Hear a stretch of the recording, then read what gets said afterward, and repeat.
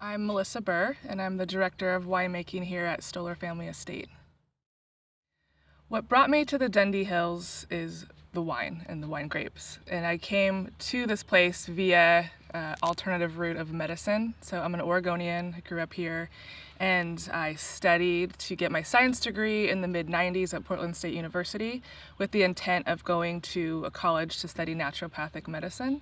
And during that time, I got very interested in wine, did some wine tastings, noticed what a developing industry we had here, and one thing kind of led to the other, and I decided instead of pursuing that graduate program in naturopathic medicine to go into wine, and I didn't want to get another degree, so I instead decided to be an intern to see if I liked the industry first and foremost, and I did. I loved it. I was an intern in 2001 at a winery called Cooper Mountain and have been making wines ever since.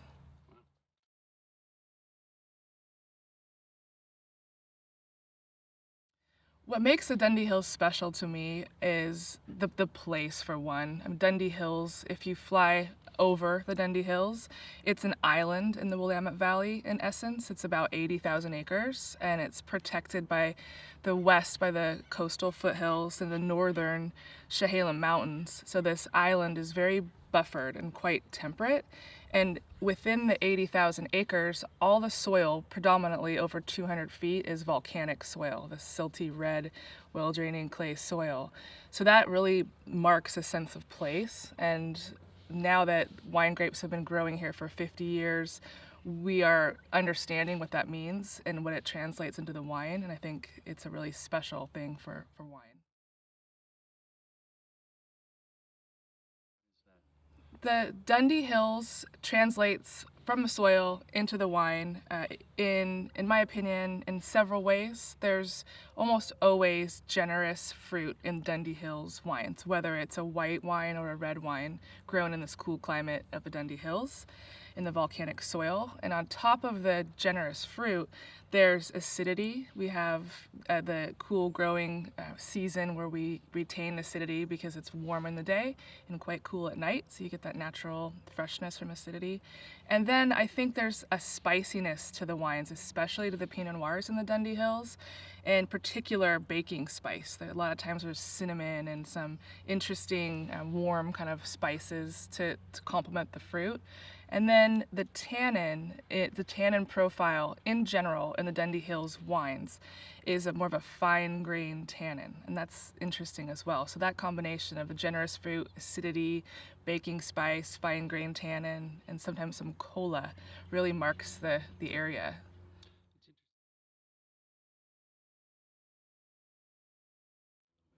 Sure. So texture is something that's marked in the Dundee Hills wines with several things. And I think first and foremost, speaking of texture, is the contribution that tannin delivers in wine. And with the volcanic soil and our temperatures here in the Dundee Hills, the tannin profile tends to be fine grained, if you will. So when you have the wine on your palate, a lot of things add to texture and mouthfeel. It's alcohol levels, its sweetness, and its tannin. Well, this fine grained tannin has a smooth, kind of silky profile rather than a tannin that might be a little grippier and bolder and maybe a little bit more bitter in a positive way. But the Dundee Hills has this fine grained, kind of silky tannin profile that marks the wines.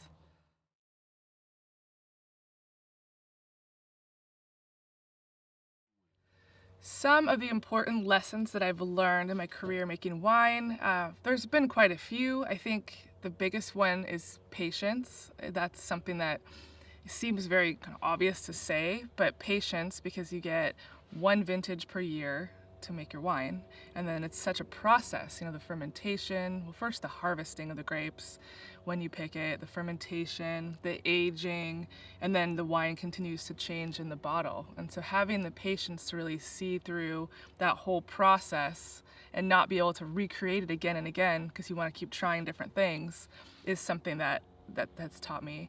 And then also flexibility, because every vintage is different and marked by its own uniqueness, and a lot of it has to do with the growing season itself and how that translates into those grapes. But there's inherent challenges and differences every year, so that's another thing. The flexibility, it's not the same process every single year to make the wines. You adjust accordingly.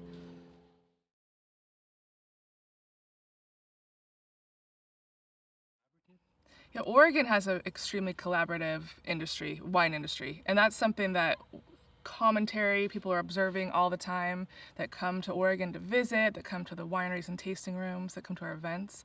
We truly have this collaborative network of winemakers and wine growers, and we have seminars together. We open up our cellar doors and do lots of tastings and share information. And I do think that has led to the success of Oregon wines in general, as in a big way. Is that team effort to make wines and to be open, and it's recipes that are meant to talk about. They're not top secret. We're all trying to make the best wines possible, and we work together really well. So I have a lot of winemaker friends, and it's a small community. Just had a 4th of July barbecue with a big chunk of the wine industry was at. So it's really nice that way. It's real family feeling, I think.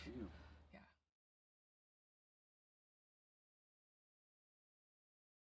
Looking at the wine industry and thinking about the progression of how it's developed over the last 50 years, I see myself and I see Stoller as a pioneer vineyard. Bill Stoller bought this property in the very early 90s and planted 20 acres in the mid 90s of Pinot and Chardonnay. And then as terms of myself in the industry, I think I'm right in that middle wave of people coming in, learning from the legends and learning from the pioneers. And that's a great place to be, because a whole host of people paved the way to be here in Oregon. And I came in with all that knowledge that they had, and they were so willing to share that it greatly benefited me as a winemaker in Oregon. So now I see myself as that middle kind of wave, if you will, and there's a lot of rising stars and young people and people coming here really excited and passionate about how special this place is to make wine, and I feel a responsibility to help those people and share all my knowledge with them. So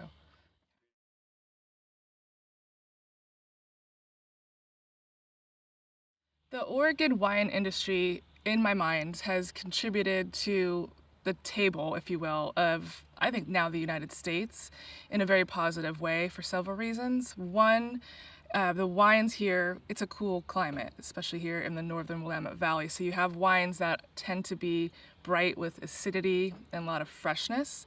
So that couples with food wonderfully. And that's something that I think people are recognizing all across the United States and really celebrating as what a nice pairing these cool climate wines have on the table.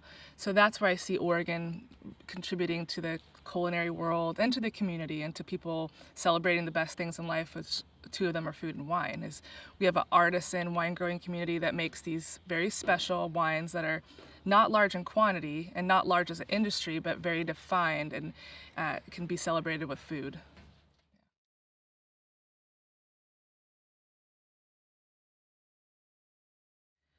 Right now, I think the 2013 is pouring beautifully. 13 vintage here was schizophrenic, if you will, very challenging, and it produced wines that are gorgeous and they're elegant. A lot of them are very balanced, and I think they had to go through their rite of passage, if you will, but there's beautiful acidity, a lot of fresh fruit, a lot of tertiary flavors like earth and spice, and they're very balanced, moderate alcohol.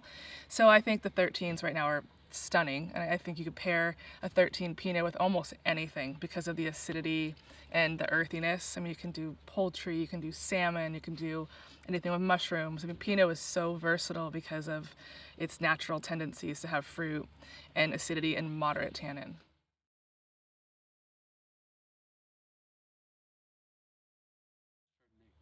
Chardonnay in Oregon is becoming extremely celebrated internally within the grape growing and winemaking community. Being a noble grape, one of the best grapes in the world, in my opinion, and one of the best wines you could have. And grown in a cool climate with these lovely soils, and now we have the right clonal material. The Oregon Chardonnay, even though it's only about 5% of what we grow, is a fantastic food wine, fantastic aging wine, and I think we will see Oregon Chardonnay alongside with Oregon Pinot in the next few years on the table, and people will think of Oregon for Chardonnay.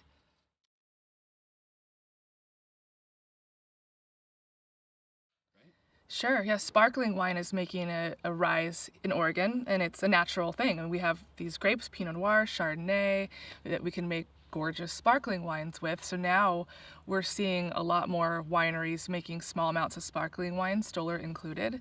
And part of it is the growth of the industry, and another part is availability of resources to produce sparkling wines, because it's very equipment intensive, and the equipment and the tools you need to produce sparkling wine are expensive. And now we have some resources here locally where we can contract out using this equipment and making these beautiful sparkling wines.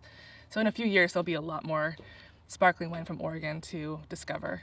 For sparkling wine, people are using Pinot Noir and Chardonnay most predominantly.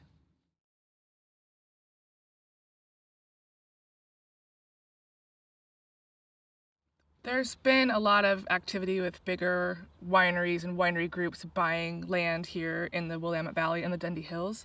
And so far, I think it's been a positive factor because the companies that are moving here have a great focus on high quality wines.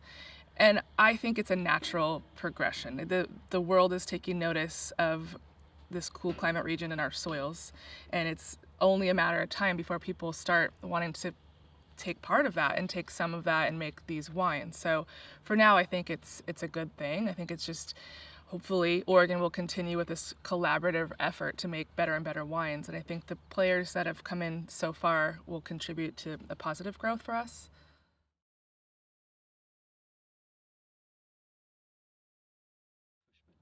Oh, Rich Cushman's one of my favorite wine people, and people. He pretty much taught me how to start making wine when I was at Cooper Mountain. So he was a mentor of mine, and he was a consulting winemaker when I was an intern.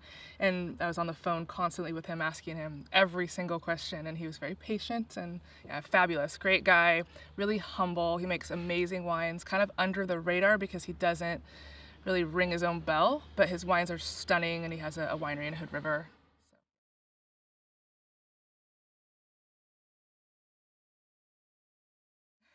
Bill Stoller is a fantastic person. I mean, he's obviously my boss. I've been working for Bill for over a decade, for 13 years now, and he's just a very patient, intelligent, trusting person, and he's extended that trust to the whole team here, including me.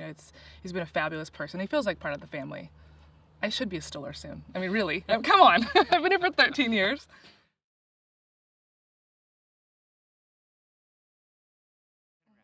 Lynn Penerash has been a mentor of mine. I've always looked up to her. I love her wines, but also looked up to her for her success with business. She's done a lot for herself over the last 30 years. She's got a family. She makes these gorgeous wines, started a wine brand, has a really great lifestyle. And she's been extremely helpful at the same time. So definitely one of my mentors in Oregon.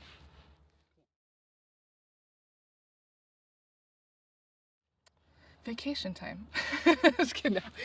The most exciting time of the year, it depends. I do enjoy harvest, although I have always apprehension about harvest approaching because I know what it entails. I know what it takes time-wise. I've got a family, my kids start school. I do basically checked out. So that makes me nervous, but once I get into it, I love it. It's so energetic, it's interesting. You have this chance to do things that you've been thinking about all year, a little different or experiment. So that's one time I love. And then blending also is exciting because it's kind of the opposite. It's the culmination of the whole vintage and looking and seeing how all these little pieces fit together, and it's so nuanced, and it never ceases to amaze me how, for instance, at Stoller here, with one vineyard, it's all the same soil type predominantly, maybe some different depths or whatnot, but all Pinot Noir, but the different sections, there are different clones and vine age, I keep separate, and I have this huge palette to work with at the end of the year for blending. And that's so interesting to me that you can have all those different flavors from one site, from one type of wine grape.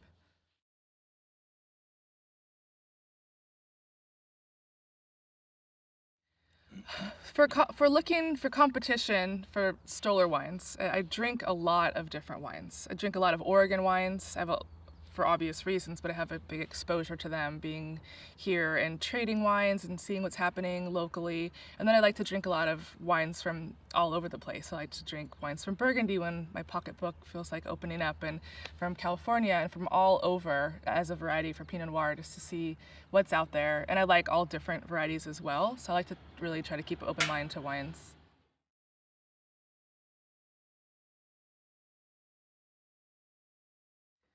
The terroir of the Dundee Hills I think of as generous fruit, a spicy quality in the wine, a lot of times a baking spice, sometimes some cola, and a beautiful tannin structure, which tends to have this fine-grained texture that is long and silky. So those things in combination to me really define the Dundee Hills, independent of the vintage and even the producer. There's that thread of those qualities that you see in these wines from the Dundee Hills.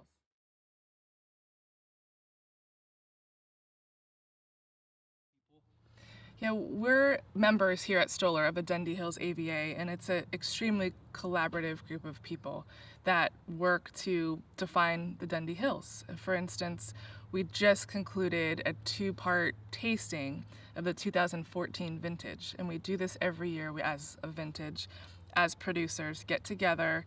We each contribute a bottle of wine, of Pinot from that particular vintage, and do these tastings, so blind tastings, to study, over 30 different wineries or more, what does the 2014 taste like from the Dundee Hills, and things like that I think are really great about the AVA and exploring. And I think as time goes on, there's going to be this great basis of information about our area.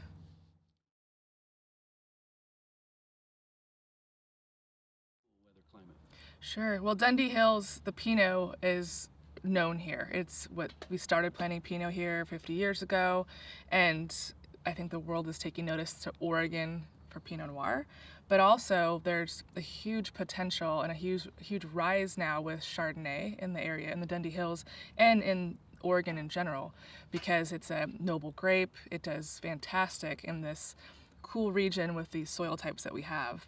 And in addition, there's a whole host of other cool climate grapes one could plant. Riesling is also on the upswing and does fabulously here, and other white varieties, and Gewürztraminer, you can go on and on. But I think right now, Chardonnay is the grape that's putting a spotlight on.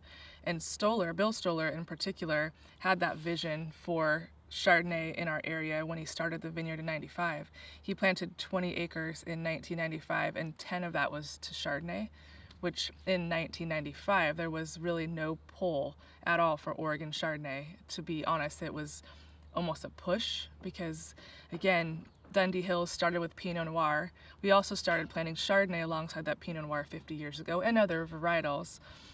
The Pinot, the clonal material for the Pinot Noir, was very appropriate. It did fantastic. But the Chardonnay, the clones specifically that we had planted for Chardonnay back then, required more heat units to really get to be interesting wines more consistently. So it fell to the wayside. Pinot Noir kept on going.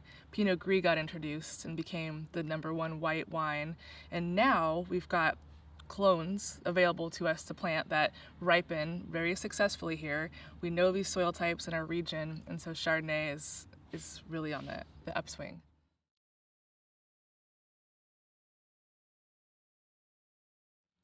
Stoller has a sustainable focus in general as an entity. So we practice in the vineyard sustainable practices with cover crops and hosting lots of birds and really examining our spray programs.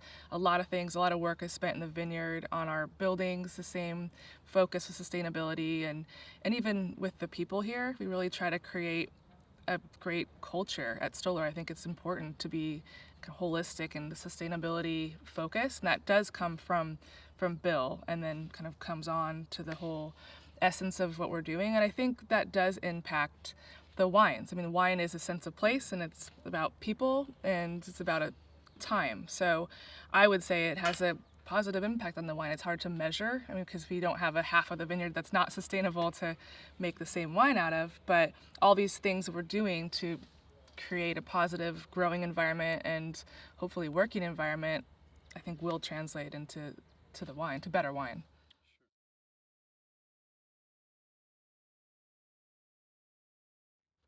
Last year we made about 40,000 cases of wine.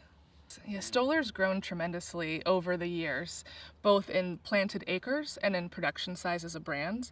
Originally, when I started making wines at Stoller in 2003, we made about 1,500 cases of wine and sold the majority of the vineyard, which at that time was just over 100 acres.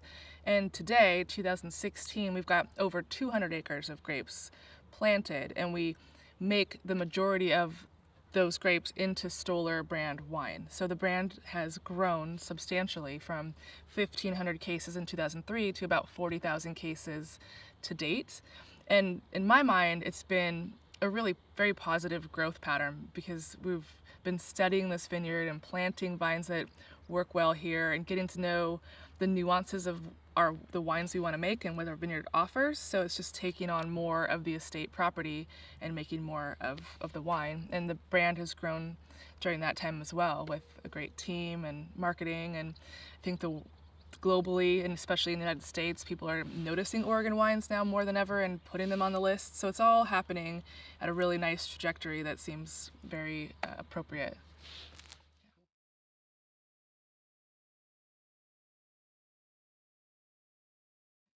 What I hope for my legacy as a winemaker is to leave wines that are better over the time of my career than when I started, and to contribute to the Oregon wine industry and to help people get to know what Oregon's about.